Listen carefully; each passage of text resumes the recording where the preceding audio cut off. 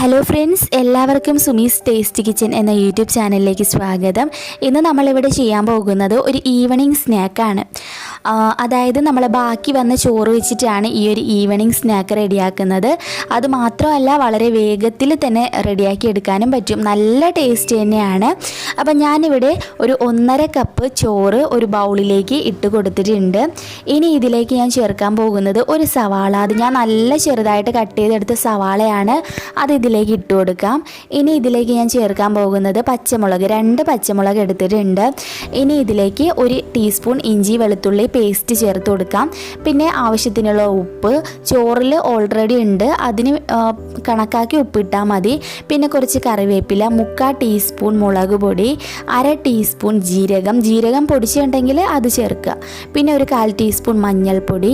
ഇനി അടുത്തതായിട്ട് ഞാൻ ചേർക്കുന്നത് ഗോതമ്പ് മാവാണ്. ഞാൻ 1/2 കപ്പ് ഗോതമ്പ് മാവ് ചേർത്തിട്ടുണ്ട്. കടലമാവ് ഉണ്ടെങ്കിൽ അത് ചേർക്കാം കേട്ടോ, ഇതിനേക്കാൾ ടേസ്റ്റാണ് കടലമാവ്. അപ്പം ഞാൻ അതില്ലാത്തതുകൊണ്ടാണ് ഗോതമ്പ് പൊടി ചേർത്തത്. ഇനി ഇതെല്ലാം കൂടിയിട്ട് നന്നായിട്ടൊന്ന് മിക്സ് ചെയ്യാം. ഇതിലേക്ക് പ്രത്യേകിച്ച് വെള്ളത്തിൻ്റെ ഒന്നും ആവശ്യമില്ല. ഇനി നമുക്ക് കൈ വെച്ച് തന്നെ ഇത് നല്ലപോലെ ഉടച്ചെടുക്കണം. ഇതുപോലെ നന്നായിട്ട് നമ്മുടെ ആ ചോറൊക്കെ നല്ലപോലെ ഉടഞ്ഞ് കിട്ടണം. മിക്സിയിലിട്ട് അരച്ചാൽ നമുക്കിത് നന്നായിട്ട് കിട്ടത്തില്ല. അതുകൊണ്ട് കൈ വെച്ച് തന്നെ മാക്സിമം ഇത് നന്നായിട്ട് ഉടച്ചെടുക്കാം. കണ്ടോ, ഇതുപോലെ നല്ലപോലെ ഉടച്ചെടുക്കുക.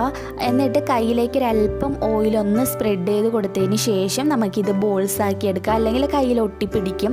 അപ്പം ഒട്ടിപ്പിടിക്കുന്ന ടൈമിൽ നിങ്ങൾ അല്പം കയ്യിൽ ഓയിൽ തേക്കുക. എന്നിട്ട് വീണ്ടും ഇതുപോലെ ബോൾസാക്കി എടുത്താൽ മതിയാവും. എന്നിട്ട് നമുക്കിത് ജസ്റ്റ് ഇതുപോലെ ഒന്ന് പ്രസ് ചെയ്യാം. എന്നിട്ട് സൈഡൊക്കെ ഞാൻ ഇതുപോലൊരു ഷേപ്പിലോട്ട് മാറ്റുന്നുണ്ട്. നമുക്ക് ഇഷ്ടമുള്ള ഷേപ്പിൽ മാറ്റാം കേട്ടോ. ഇതുപോലെ തന്നെ ചെയ്യണമെന്ന് യാതൊരു നിർബന്ധവും ഇല്ല.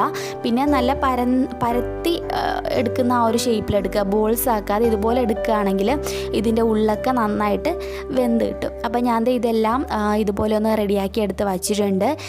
ഇനി നമുക്കിത് ഫ്രൈ ചെയ്യാം കേട്ടോ. പിന്നെ ഞാൻ ഒരു ഭംഗിക്ക് വേണ്ടിയിട്ട് മാത്രം കുറച്ച് വെർമസെല്ലി കുഞ്ഞായിട്ടൊന്ന് പൊടിച്ചെടുത്തിട്ടുണ്ടായിരുന്നു. എന്നിട്ട് ഇതുപോലെ ഒന്ന് കവർ ചെയ്യുന്നുണ്ട്. ഇതിലേക്ക് പ്രത്യേകിച്ച് ഒന്നും ചേർക്കേണ്ട, ഇത് നേരെ എടുത്ത് വെർമസെല്ലിയിൽ വെച്ച് ഇതുപോലെ അങ്ങ് കവർ ചെയ്താൽ മതി. ഇങ്ങനെ ചെയ്യണമെന്ന് യാതൊരു നിർബന്ധവും ഇല്ല. ഞാൻ ഒരു ഭംഗിക്ക് വേണ്ടിയിട്ട് മാത്രമാണ് അങ്ങനെ ചെയ്തത്.